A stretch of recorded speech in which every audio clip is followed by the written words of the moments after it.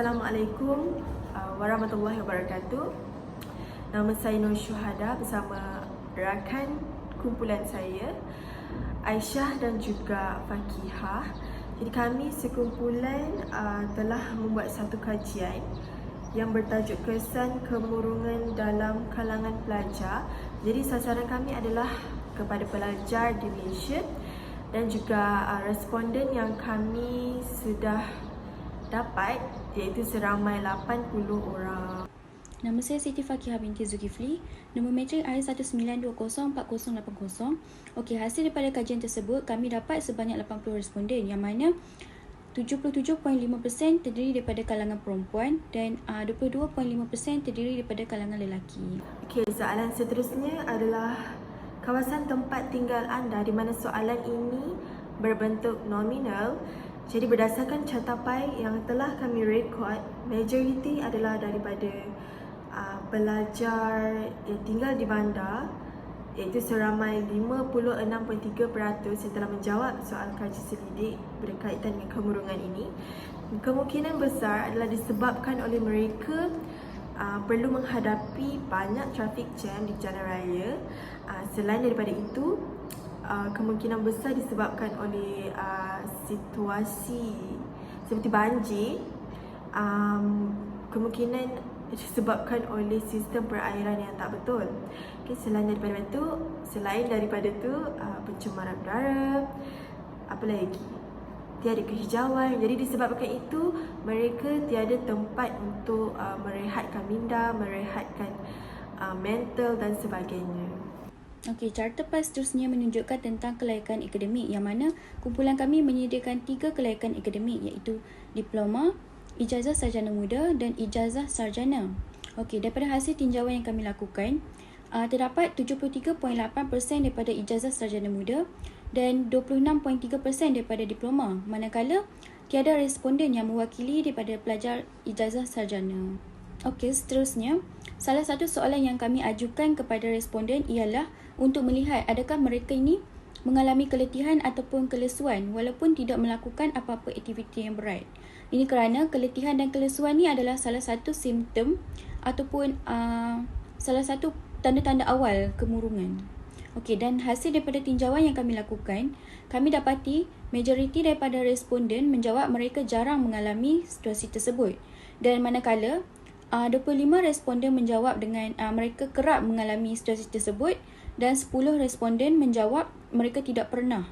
Dan yang paling sedikit iaitu 5% responden menjawab sangat kerap. Mereka sangat kerap mengalami situasi yang tersebut. Okey, soalan seterusnya berbentuk yes or no, iaitu kadar kemurungan. Jadi soalannya adalah saya ada tempat meluah jika saya murung.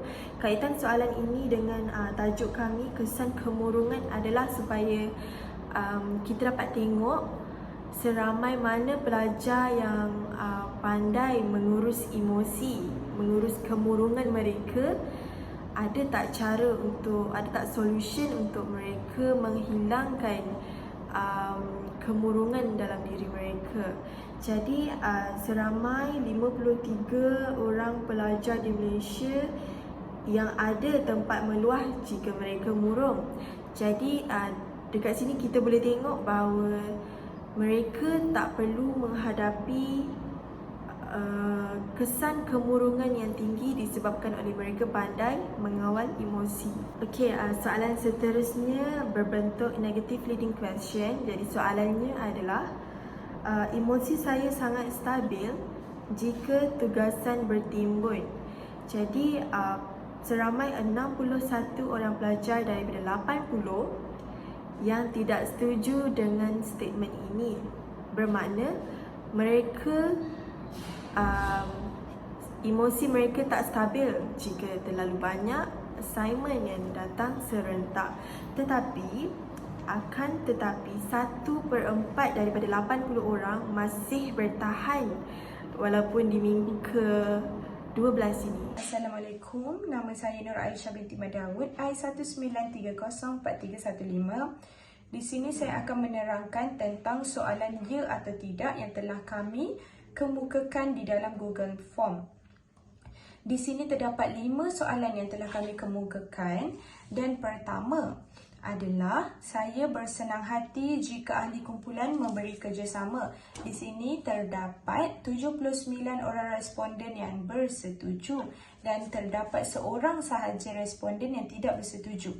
Dan soalan kedua adalah saya sukar untuk tidur pada waktu malam. 50% daripada responden bersetuju dan 50% daripada responden tidak bersetuju. Ini di mana 40 orang daripada responden bersetuju dan 40 orang yang selebihnya itu tidak bersetuju. Dan ketiga adalah soalannya, saya sukar untuk menahan sabar jika cadangan saya ditolak.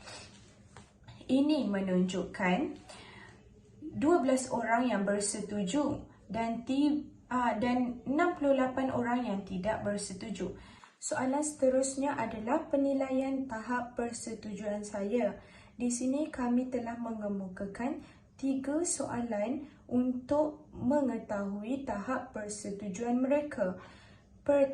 Soalan pertama adalah mengawal emosi adalah penting untuk meningkatkan prestasi akademik. Ini menunjukkan terdapat ramai di kalangan pelajar-pelajar universiti yang sangat-sangat bersetuju dengan pernyataan ini.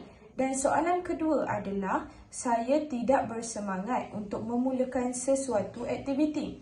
Ini menunjukkan pilihan yang teramai sekali adalah mereka kurang bersetuju. Dan seterusnya, soalan yang ketiga adalah saya menggunakan banyak tenaga dalam situasi cemas. Di sini menunjukkan mereka bersetuju dan mereka memilih pilihan yang sangat bersetuju dan mereka banyak menggunakan tenaga jika mereka dalam keadaan yang cemas. Soalan seterusnya adalah di manakah tempat anda mencari ketenangan di IPT? Nyatakan sebab. Okey, di sini kami telah mengemukakan open-ended question. Okey, di mana mereka telah menjawab dengan jawapan yang positif dan di sini mereka telah menjawab di masjid, library, masjid. Terdapat ramai jawapan yang mengatakan banyak responden yang mengatakan masjid adalah tempat untuk mencari ketenangan ketika mereka ada kemurungan. Soalan seterusnya adalah apakah penambahbaikan yang anda inginkan di IPT anda? Nyatakan sebab. Ini terdapat jawapan daripada responden kita, pelajar-pelajar kita yang menyatakan mereka perlukan penambahbaikan seperti mereka hendak membuat final assessment, mereka hendak perbanyakkan makanan untuk dihidangkan untuk menghilangkan kemurungan di kafe USAS dan mereka mengatakan tempat berada adalah tempat komuniti pelajar yang lebih selesa dan banyak dan seterusnya perbanyakkan tempat untuk kita memulakan proses healing dan seterusnya aircon class mereka telah memberi pendapat yang menyatakan USAS perlu menambahbaikkan aircon class, tempat istirahat yang lebih tenang, sistem mengajar yang lebih sistematik dan kompleks sukan yang dinaik taraf. Ini adalah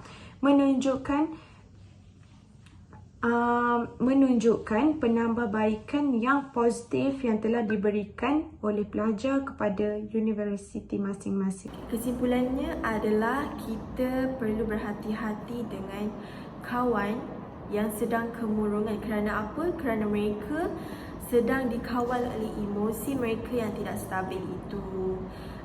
Boleh kemungkinan besar kalau kita ganggu mereka boleh menyebabkan pergaduhan. Jadi apa yang patut kita buat adalah buat mereka selesa dengan cara tanya khabar buat mereka bersabar dengan apa yang mereka perlu hadap sekarang dan sebagainya. Jadi itu sahaja daripada kami. Terima kasih.